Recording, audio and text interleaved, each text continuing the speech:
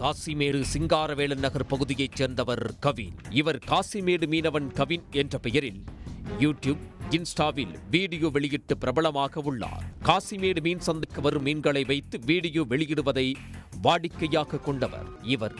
நேற்று இரவு இருசக்கர வாகனத்தில் வீட்டுக்கு சென்று கொண்டிருந்த போது சாலையில் நின்று கொண்டிருந்த 15 வயது சிறுமியின் மீது இருசக்கர வாகனத்தில் மோதி உள்ளார். சிறுமி ஆத்திரமடைந்து வாக்குவாதம் செய்யவே 15 வயது சிறுமி என்று கூட பாராமல் கவின் சிறுமியின் வயிற்றில் எட்டி உதைத்துள்ளார்.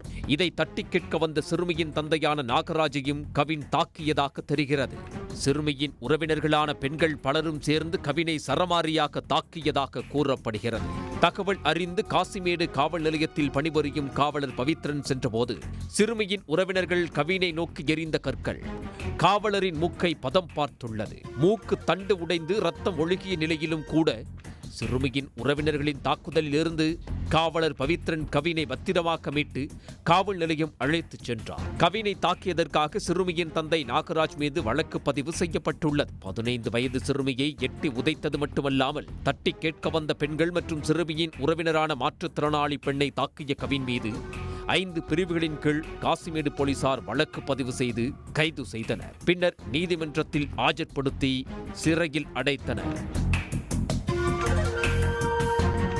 உடனுக்குடன் செய்திகளை தெரிந்து கொள்ள சன் நியூஸ் பெல் ஐகானை கிளிக் பண்ணுங்க.